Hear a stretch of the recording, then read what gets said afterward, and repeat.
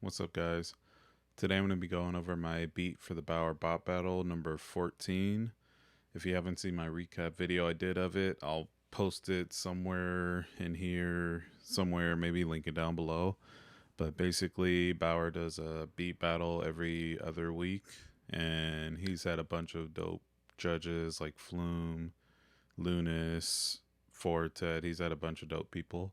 And this week he had one of my favorite producers, Mr. Carmack, on. And anybody who knows me knows Mr. Carmack, Baauer. Those are two of my biggest inspirations. They're who my music is. It's not as good as, but it's definitely who I aspire to be. And so when I saw him come on the stream, it was just it was meant to be. So super dope that they both picked my beat as a winner against some crazy good producers. And also, if you guys aren't in the Baauer Discord, it's definitely a great idea. There's a bunch of dope producers in there, and everyone just tries to help everyone. So definitely get in there if you can. So today, I'm going to be going over the beat. And first, I'll play you guys the sample really quick.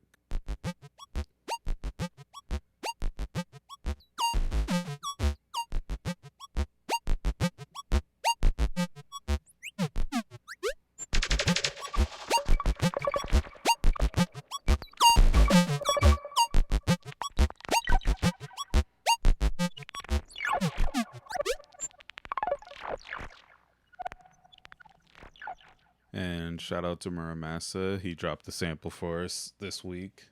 He was judging the last battle. So I'll play you guys what I did a little bit, and then I'll go over a couple things.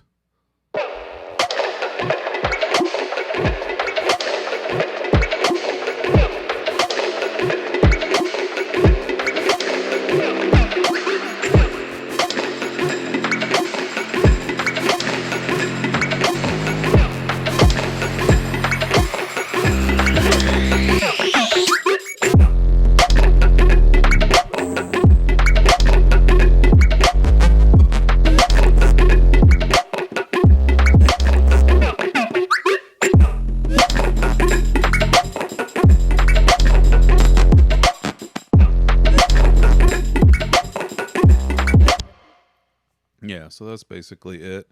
And then we'll go over the second drop. The second drop's different, but let's start with the sample. I think the two biggest things are the sample and the bass, probably, are the two biggest things. So I'll play the sample.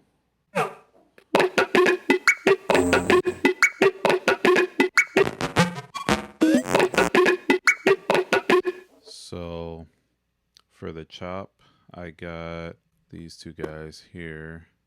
And basically what I like to do is I'll get the sample and I'll put it on beats mode, and then I put it on the arrow to the right, and then I bring the number down all the way. So basically that gives you a plucky sound depending on the sound. So let's do this. We'll just turn it all the way up.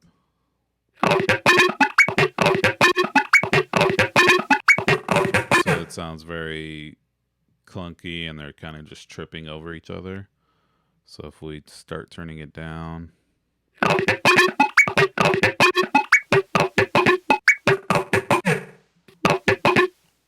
So it gives you that plucky sound. And then in the actual sound, I like to do a lot of frequency shifting. And then I'll put on an LFO. I use this LFO all the time. It's the Max for Live LFO. So I like to map the LFO to different things, just so it's always moving. And then I'll put it on random. And so the sound is always changing. Like this even probably sounds a little different than what I actually put out because I haven't bounced it to audio yet. So it's always different, which is cool, if that's what you're going for, because you get something unique every time, and you might come up with something that you wouldn't have come up with if you just tried a certain way. So I like to frequency shift a lot, and I actually used one that was Carmack type this rack. So this one is it's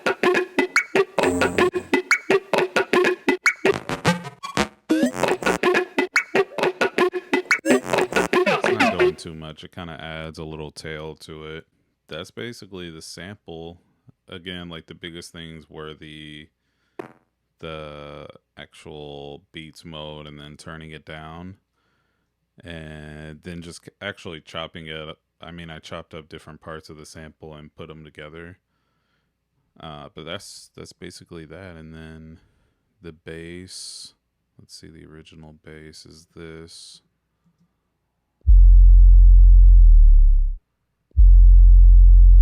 Which that's an 808 I found. And then I have this thick bass rack that I made.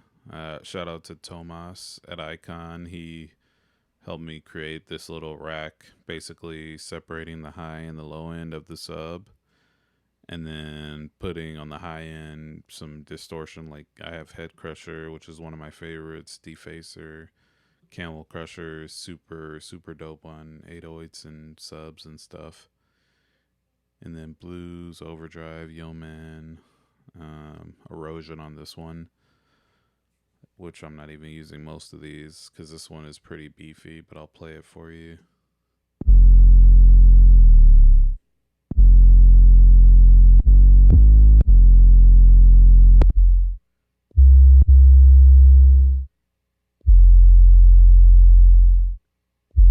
And even that distortion is a little makes it a little out of key, so you gotta be careful with the distortion.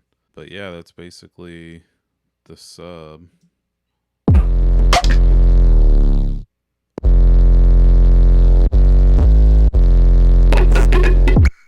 And now let's play the second drop.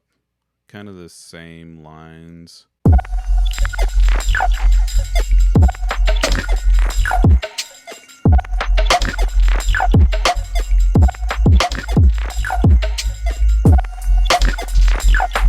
So again, the sample is the big part here.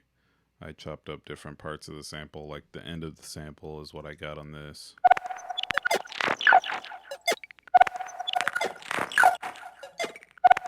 And these I stretched them and I believe I reversed them. And then I just pitched it down and then I got this little blip from another part of the sample and then stretched it out. I like to stretch out the sample a lot of times, and then it kind of creates artifacts where, I mean, a lot of times you don't really want that unless it's a sound design thing, and then it kind of makes it a cooler sound because, again, that's something you can't just recreate on your own. So it's kind of giving you that extra bit of uniqueness to the track. The bass on this part was super fun.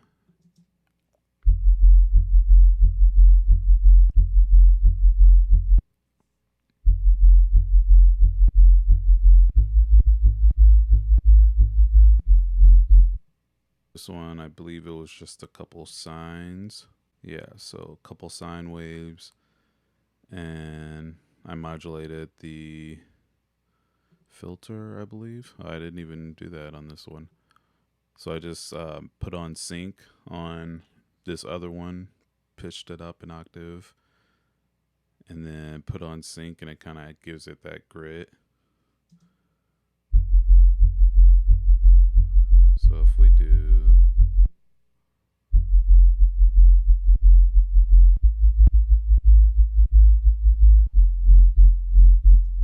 and then of course I have this shape on this one with a quarter, and I believe this one might have even been a sixth or something, because I like having those syncopated movements. Oh, this is just a different shape. So this one's a quarter, but it's got the little sawtooth kind of thing. Oh, but I have this one too.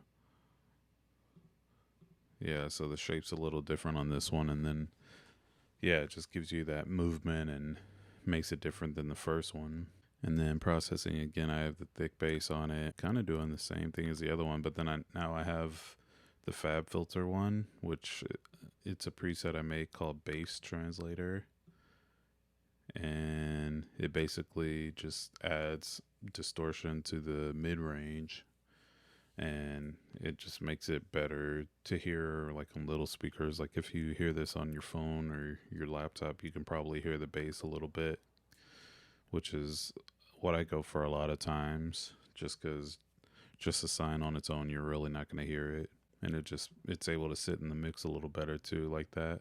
And then I just have some glue compression, limitless. Limitless is a super dope limiter because it kind of attacks each frequency a little differently depending on how much it's hitting the compressor. So it's kind of like a automatic multi-band almost. But yeah, I think that's it.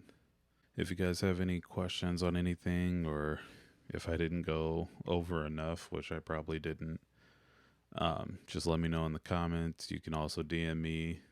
You can hit me up on anything, and it's Matalo Music.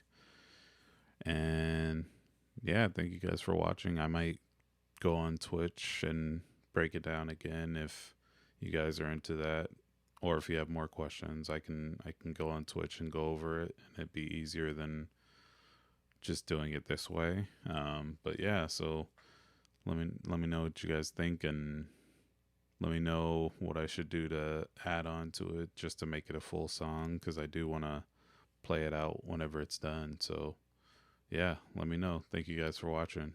Later.